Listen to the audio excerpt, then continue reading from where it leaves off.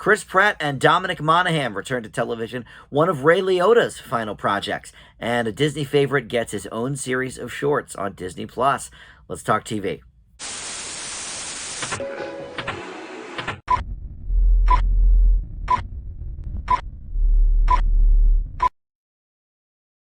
Hey guys, Dan here. This is Dan Reviews. Welcome to TV News and Reviews for the week. We've got 6 new shows to talk about, including the much publicized The Terminal List, starring Chris Pratt over on Amazon Prime.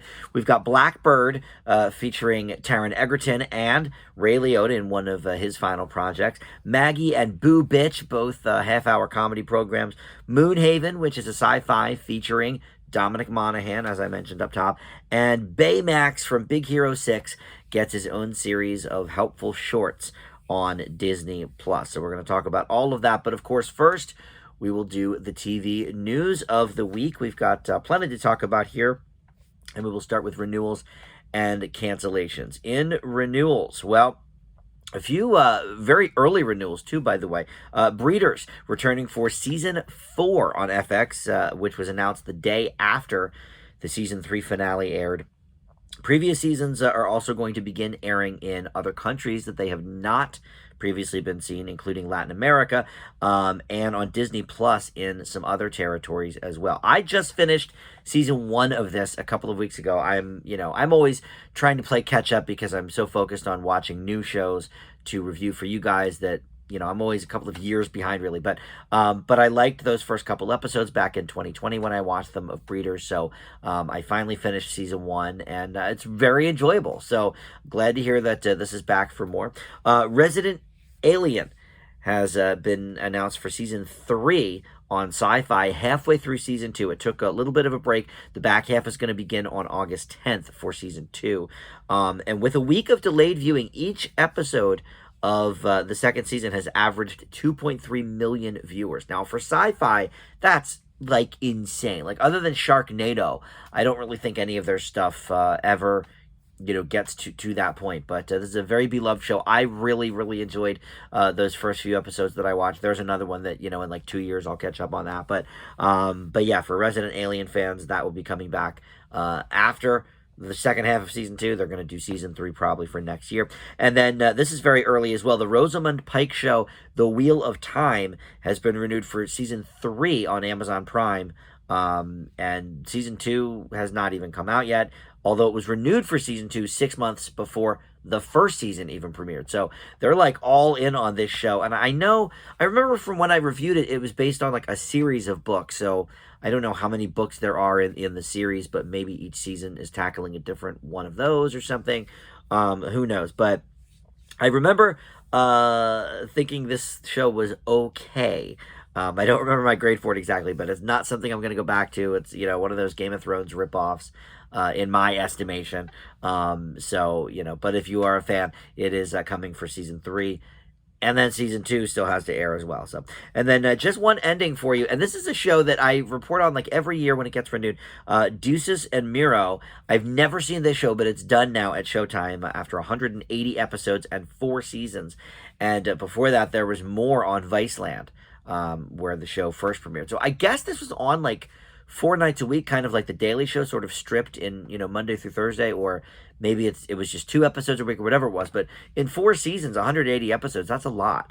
But the two had some sort of falling out last week, and so their publicist sort of announced that they will be working on other projects individually, and the program is not coming back to Showtime. So, but I know critically it was a really big hit show, in terms of like late night talkers. So, I never saw a second of it, and I guess probably I will not now. So, if you're a fan, unfortunately, you can look for them in their other projects coming up, but not together. All right, in casting news, Martin Lawrence has joined AMC's new show Damascus in a recurring capacity. This is going to be a 6-episode series. He appears in 3 of them, and it is about a 33-year-old black man who goes on a journey of self-discovery using an innovative new technology that allows him to experience different versions of his own life. And Lawrence is going to play a character called Uncle 40 in that. His last TV foray was the show Partners with Kelsey Grammer from a few years ago, which I watched like I don't even know if I got through an episode. It was not good. But I at least tried it because I love Kelsey Grammer, as Frasier, and I've seen all of his shows really since Frasier ended. But yeah, that one didn't hit for me. Harvey Keitel is going to be coming to the National Treasure program on Disney Plus, reprising his role as Peter Sadusky from the 2 feature films. So that's pretty exciting. In sex education news, actress Tanya Reynolds, who for 3 seasons played Lily on the Netflix dramedy, will not return for the show's upcoming 4th season, and that decision is part of an entire creative reset for the series as it moves away from the Moordale High School environment. Reynolds is joining her on-screen love interest, Patricia Allison, who will also not return to that program. Alfonso Ribiero is going to join Tyra Banks as a new co-host of Dancing with the Stars when season 31 premieres on Disney Plus. And I announced the move from ABC to Disney Plus a few months ago, and this is going to be the first series to stream live on Disney Plus. I know they do like sports stuff on Amazon, and it's live, and Peacock I know has sporting events and wrestling and stuff. I have yet to experience, I think, any of the, I mean, I guess because it's all sports, but I have yet to experience any of the live programming on a streamer. So definitely could be interesting. And I know part of Dancing with the Stars is like calling for your favorites, or, I mean, that's how it used to be probably now, texting or whatever, doing a TikTok for it, or tweeting the show or something. But in any event, when it moves to Disney Plus, Alfonso Ribiero is going to join. And kind of interesting, staying under that ABC umbrella, he hosts the America's Funniest Home Videos. But what's funny is Tom Bergeron hosted Dancing with the Stars for like 29 years or something, or 29 cycles. And he, of course, hosted America's Funniest Home Videos for a long time as well. And Alfonso Ribiero sort of stepping in to both of those spots. But yeah, the Tyra Banks move, I didn't watch it, but I know critically she was not really liked as the host of the show. So makes sense they would bring somebody else in. And then the final casting news, this is kind of cool. Kurt Russell and his son Wyatt Russell, who was most recently seen in Under the Banner of Heaven, have boarded Apple TV Plus's Godzilla TV series. It's going to take place in the aftermath of the 2014 like sort of reboot of the Godzilla universe in San Francisco, and it's going to follow that family's journey to uncover its buried secrets and a legacy linking them to the secret organization Monarch. So I like those Godzilla movies. I do. So I'll certainly give this one a chance. And I didn't realize until very, very recently that Wyatt Russell was Kurt Russell's son. And I guess Goldie Hawn's son then too. I know they have one, because like Kate Hudson and Oliver Hudson are Goldie Hawn's kids, but not from Kurt Russell. But I think Wyatt is from both of them. I could be mistaken on that, but I think that is true.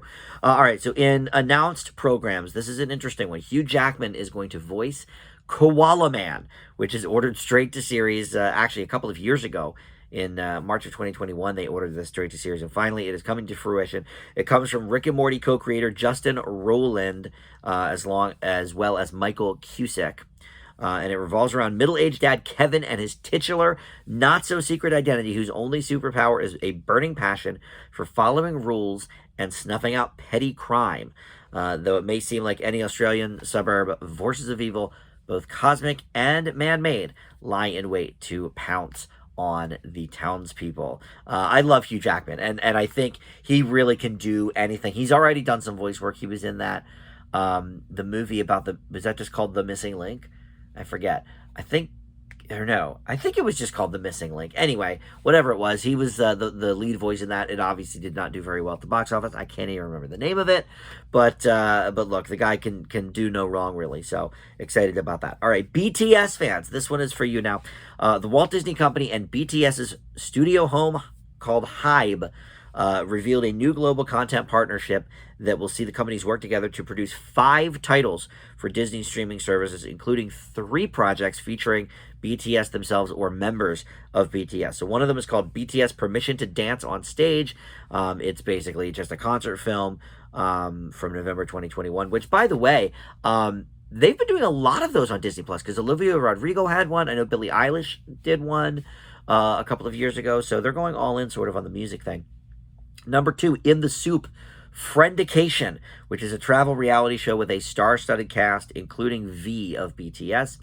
And then number 3, BTS Monuments Beyond the Star, which is a docuseries following the boys in the band with past footage over the last 9 years, and then some live footage as well, and just, thoughts and plans of the BTS members. So BTS fans, rejoice about all of that. All right, I've got a few to talk about as well in reboots and spinoffs, and then we'll get to the reviews.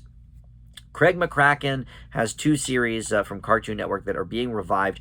Don't know where yet. It has not been announced whether they're coming back to Cartoon Network or what it's going to be. But Powerpuff Girls and Foster's Home for Imaginary Friends are being rebooted in association with Hanna-Barbera Europe. Now, Powerpuff already had an animated reboot in 2016. It lasted a couple of years. And then there was this live-action one that I had brought up several times over the last couple of years, but that appears to be dead in the water now. It was going to be on the CW, and then they had all these casting problems, and then the pilot script apparently was not very good, and all of this, but apparently that just is done. I'll let you know if I hear anything differently on that, but and then the first Powerpuff animated reboot, McCracken was not involved in. So here he is being one of the producers. Powerpuff is going to remain very similar to the original, while Foster's is going to go more for the preschool set with a mostly new cast of characters. I really liked Foster's Home for Imaginary Friends, by the way. I didn't know what it was, but when I worked at Hot Topic 12 or 13 years ago now, maybe even more, we sold t-shirts for it. And I was like, well, these characters look kind of cute, like they look funny. So I rented, this is when I had Netflix by mail, and I had them send me like 2 of the discs from season 1. And I thought it was a really, really funny show, really clever. So yeah, good stuff there. But this will be obviously for a slightly smaller demo. Not that I was the demo for Foster's Home anyway, but Sarah Michelle Gellar is returning to TV with a lead role and producing role in Wolfpack. And this counts for the reboots and spinoffs because it is an offshoot of Teen Wolf, the TV show from MTV for years. Based on a series of novels that was adapted by Teen Wolf creator Jeff Davis, this centers on 2 teenagers whose lives are upended when a wildfire awakens a terrifying supernatural creature. And Sarah Michelle Gellar is going to play a highly regarded arson investigator who is trying to find the person who started the wildfire. Always love her. Never saw Teen Wolf, really the movie or the show. I never saw the 80s movies either, but I do like her. And speaking of 80s movies, Gremlins Secrets of the Mogwai, which is an animated series, is coming to HBO Max in 2023. This was announced at Comic-Con. Randall Park, Sandra Oh, George Takei, and Bowen Yang are all going to have voice roles in this. Yes, this is sort of about the Japanese man that owned that store in the first movie that we learned Gizmo, the guy buys him from or whatever. So this takes place actually in the 1920s, with the first episode showing young Sam meeting Gizmo with his grandpa. So sort of all in the family thing. And Zach Galligan from that first movie was the surprise guest at the Gremlins panel at Comic-Con and sort of screened the first episode for everybody. Cheers all around. So could be interesting. I don't have a huge attachment to the movie, but I saw it once a long time ago, and then I saw it I think over the pandemic perhaps. And yeah, it still holds up. It's pretty good, very scary. That's one of the movies that caused them to create PG-13 because it was a little too scary for PG. And then finally, in reboots and spinoffs, Mike Judge had a panel at Comic-Con as well. And he revealed that the Daria spinoff, Jodie, starring Tracy Ellis Ross, that was going to be airing on Comedy Central as they revamped a lot of the old MTV shows, that has now been reconfigured into a film. And whether that's going to air on Comedy Central or go to Paramount Plus, that is unclear. But he teased that another possible Daria Universe program might happen. So that could be. But also, from this panel, I found this very exciting. King of the Hill is likely returning, he said. So, it makes sense. Those characters don't age. He can still do all the voices, so that works. All right, so enough of that. Let's get to the reviews. But yeah, a lot of news to talk about this week and some fun stuff in there. But the Terminal List is first, and this is based on a 2018 novel, which was also called The Terminal List. This is a very highly publicized show because Chris Pratt is the star of it. And of course, I guess it's his first series role since Parks and Rec, but since then he's been, a huge movie star with the Guardians movies and the Jurassic movies. And I feel like maybe there's another franchise. I guess he's going to be the voice of Mario in the upcoming Mario Brothers TV show. But essentially, he plays James Reese, who is a lieutenant commander in the Navy. His platoon of SEALs are ambushed while on a covert mission, so he returns home to his family with some conflicting memories of the event and questions about his involvement. All right, so other people we might recognize are Constance Wu is here as a war correspondent. Taylor Kitsch is a CIA ground branch operative, and Riley Keough is James's wife. Jean Triplehorn is here too as the Secretary of Defense. So a lot of fairly big names here as a part of this, as you would expect with Chris Pratt at the center. But look, I've discussed in recent other videos, including the Jurassic World Dominion video. I'm over Chris Pratt. He is basically the same in every show. Part of the delight of him as that Andy character on Parks and Rec is that he was sort of that, lovable dum-dum. He was not jacked up. He was a bit chubby, as a matter of fact. So he was just like a teddy bear, and you kind of loved him, and you laughed at his antics and stuff. But ever since really he became Star-Lord, every character now is basically Star-Lord. He's got the quips, he's got the muscles, he's got the face. He is basically Star-Lord in every single thing he does. I did kind of like, now he's in the Amazon Prime business. I did kind of like the Prime movie last year called The Tomorrow War. That got a lot of sort of mixed reviews from critics and audiences. But I gave it like a B-. I thought it was enjoyable enough. And they did enough interesting things in it. And he played something a little bit different. But here it's right back to more of the same. The worst part, though, about this is not Chris Pratt. He's doing his Chris Pratt thing. So if you like that, that's fine. But the script here is just all over the place. And this may be a recurring theme with some of our shows this week. But the script here is very poor.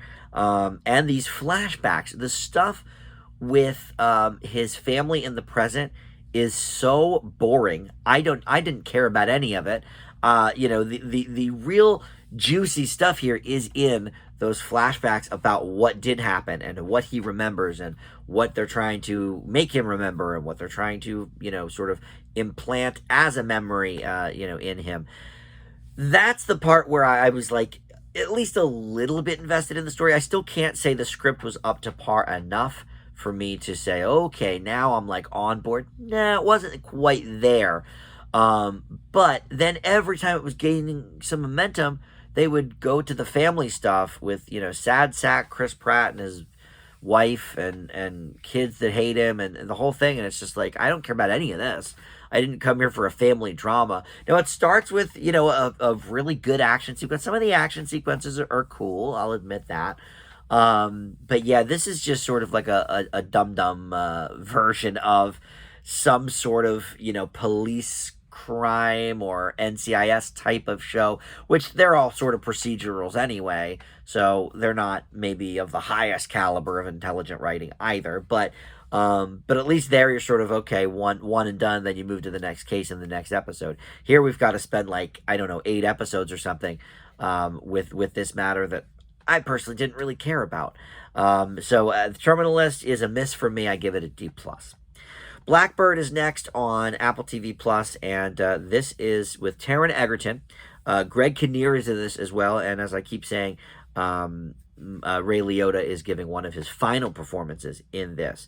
But essentially, this guy, James Jimmy Keene, played by, what's-his-face, Taron Egerton. He is an old, football star who is, trying to get in the college leagues. That doesn't work out for him. But after that, he turned to a life of crime, including dealing a bunch of narcotics. And so he was part of the sting operation. They sent him to prison. And he took this plea deal that he believed to be for 5 years, but they sort of lied to him, and it was more than that. So basically, he has been offered another way out, or at least to reduce his sentence rather than the 10 years with no chance of parole that he currently is in. And that is going sort of into a different prison system and befriending someone that they believe is more of a threat and a mass murderer, as a matter of fact. And so he has to decide whether or not he wants to do that. And then on the outside, you've got Greg Kinnear as this guy who is trying to he's like a detective trying to get a confession out of the Paul Walter Hauser character. Now, this guy, he's up there with Chris Pratt at this point. He was the lead in the Richard Jewell movie that Clint Eastwood did a couple of years ago. He also was one of the Dum Dum brothers in I, Tonya of Tonya Harding. Every time he shows up, and they can dress him up with different facial hair. And this one, he's like a Revolutionary War reenactor, so he has like that Burnside beard or whatever. But he always plays this doofus / like insane character, and it's the same here. He's telling Greg Kinnear's character how he has these dreams where he kills women. Oh, but I would never do it in real life. I just dream about it. And it's like, why would you tell the detective, even if that was true? What are you doing, dude? So as the story goes on, I think we're trying to figure out sort of both parts of the story, the Taron Egerton part and the Paul Walter Hauser part. Did he actually do it? Did he actually kill this girl that they're sort of blaming on Jimmy or what have you? And so I assume the two parts here are going to dovetail as we get into some of the later episodes. I think there's only 6 episodes of this total, and this is listed as a mini series, so it's not going to be, they're not going to drag this out. And I looked this up because I was genuinely curious, but it is based on true events. So at least most of this stuff, I guess, really did happen, or it's based around stuff that did happen. So, kind of interesting in that regard. But look, Greg Kinnear is always great. Ray Liotta, plays Jimmy's father, and he's always great. And it's sort of bittersweet, obviously, seeing him now as he just died about a month ago. But this will be one of his last projects, and it is a good one. Other than all the Paul Walter Hauser stuff, which I just want somebody else in that role. Like, he plays the same dumb schlub every single role. And it just gets very, very old. So hated that, especially because the whole like cops questioning him thing. Well, that happened in I, Tonya. That happened in Richard Jewell. Like, cops are always questioning him, and he always says dumb things because he's an idiot.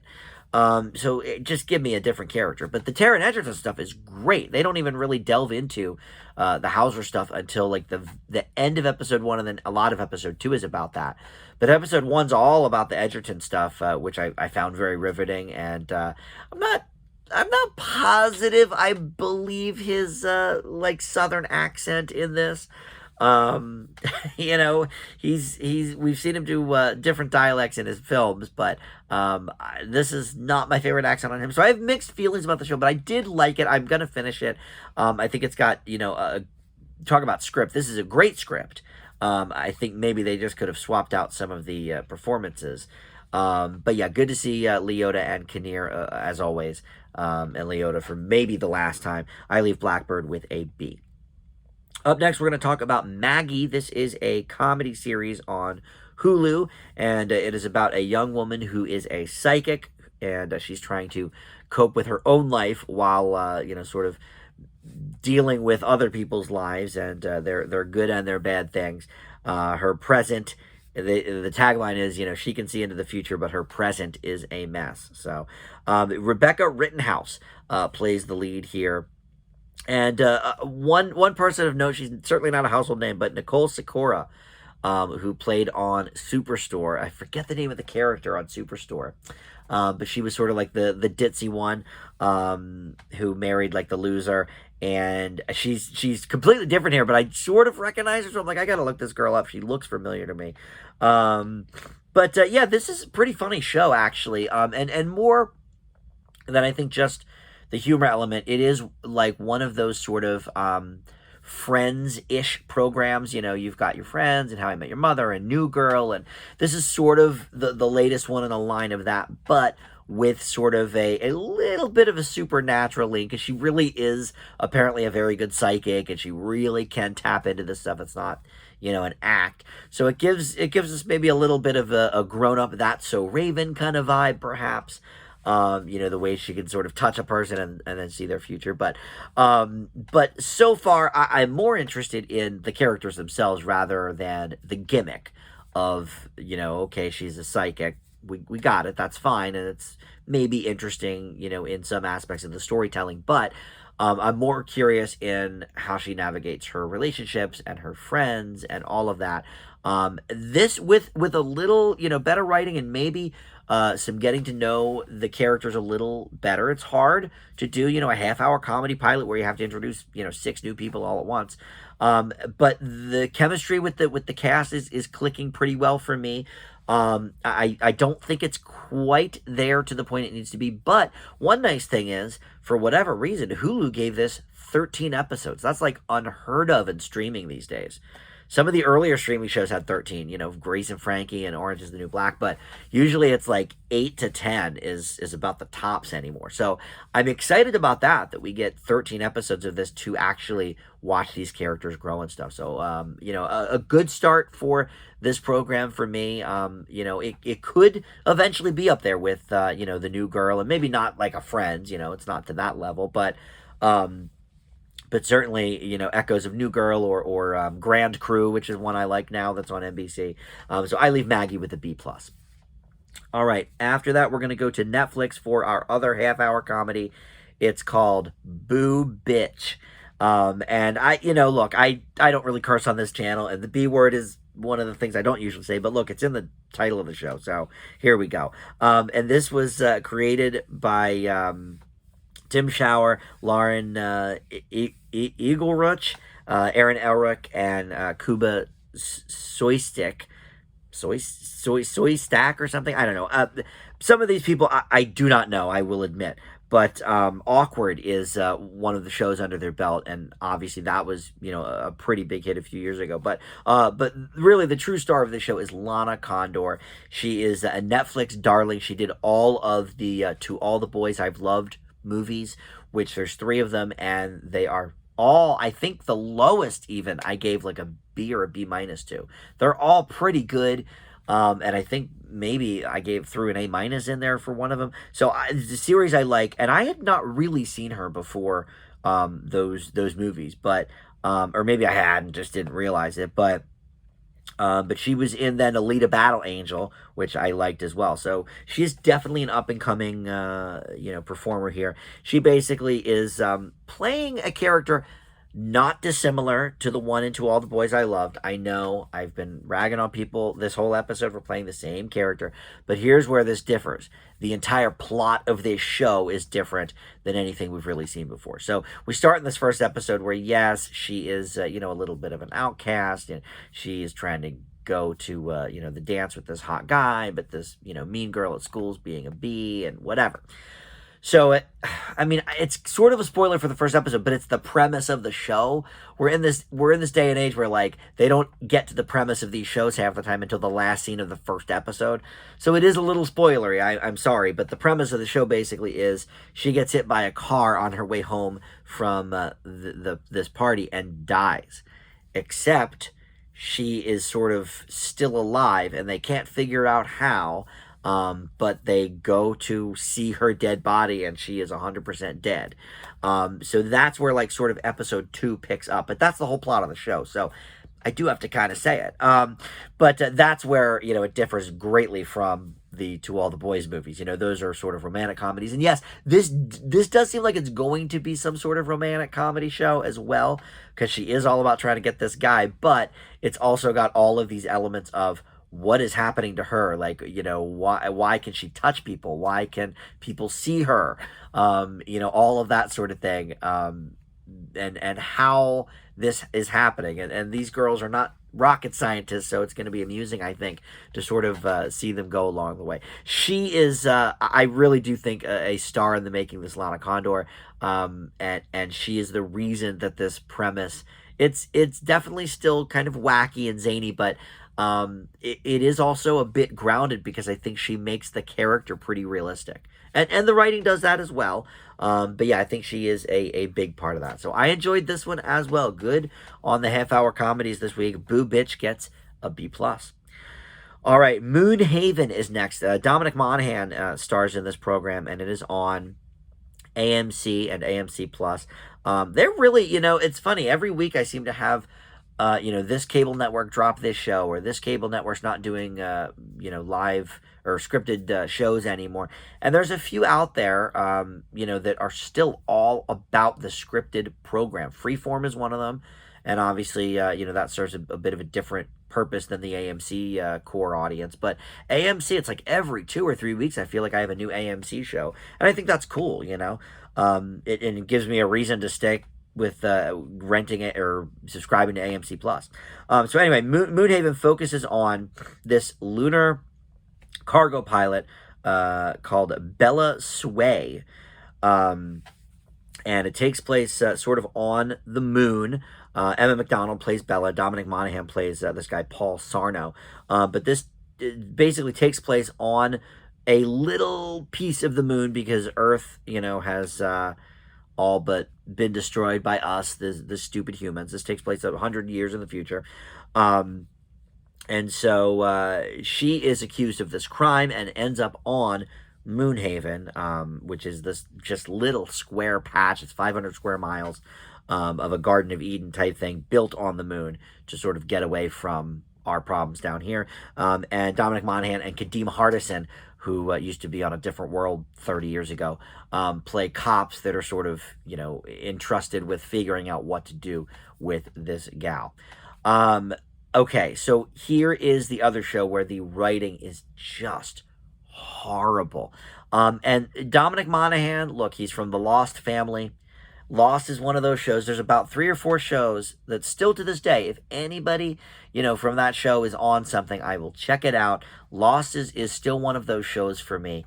And Dominic Monaghan had one of my favorite characters on Lost. But here, he's just completely waste of screen time, honestly. The script is so bad. The dialogue is terrible. The sets are not very inspired. I get it. They want to do a more sort of pared down thing for the Garden of Eden, but it's not interesting to look at. Their uniforms as police officers are bland. I think about even Star Trek in the 60s. Yeah, it was kind of bland, but they had that cool insignia at least on the lapel. They don't do anything like that here. It's just this super basic thing. It's ugly. The set design is ugly. The acting is not up to par. It's wooden, except from him. He's still fine, but they don't give him much to work with really with the script. I will say one good thing about it is that I like the premise.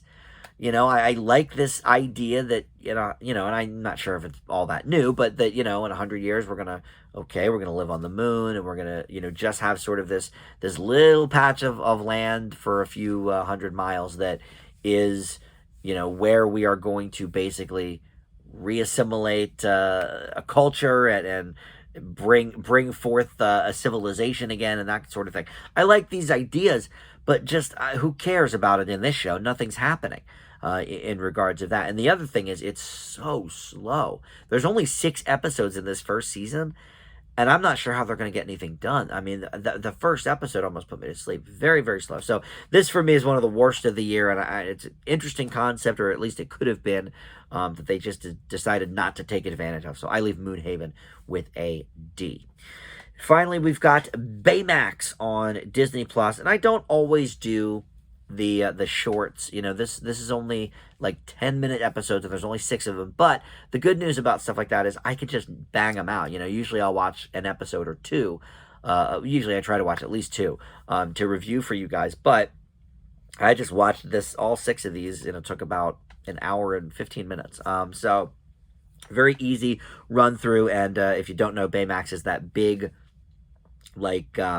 balloon looking dude from Big Hero 6 that is basically a nurse. He is there to make you feel better and all that. So they did have a Big Hero 6 cartoon, and it's all canon, but this is specifically with Baymax helping people around town. So Hero, who is voiced by the same person that did it, Scott Adsit, that did it in the movie. And Maya Rudolph is in hand for I think 2 of the episodes as Hero's mom. But really, this is all about Baymax. Oh, I'm sorry, Scott Adsit is Baymax. Who is Hero? Ryan Potter. Okay. So anyway, Scott Adsit, but they all are reprising their roles from the movie. And look, these shorts are cute. I will say, episode 3, and I don't want to sound like a prude all the time about stuff, because I'm not at all. But episode 3, the person that Baymax is helping is this girl at school who is having her first period. And we just had Turning Red earlier this year. Like, what is with Disney and all the period stuff all of a sudden? Like, it's bizarre to me. I understand that it's, part of our lives, but like, it's so are like wet dreams. Like, we don't have shows about wet dreams, for boys. It's weird to me, because this seems like it's sort of for young, like 5-6-year-olds. I don't know why we're doing a period episode. I really don't. And if that makes me sound like a curmudgeon or whatever, or out of touch, I don't know. But but it was just bizarre. When it came up, I was like, didn't we just do this in Turning Red, everybody? But anyway, the 6 episodes are cute, though. Baymax, is such a cute character. We love him. And then at the very end of the episode, he sort of, returns to the house, and Hero's like, oh, how was your day, or whatever.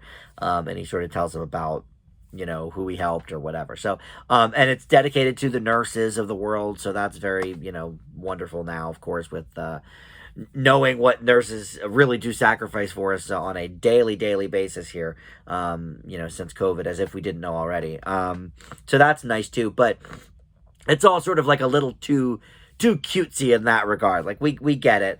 But Baymax is a fun character, and, like I said, it's a really quick watch. You could knock all 6 episodes out in about an hour and 10, hour and 15. So, I'm going to leave Baymax with a B.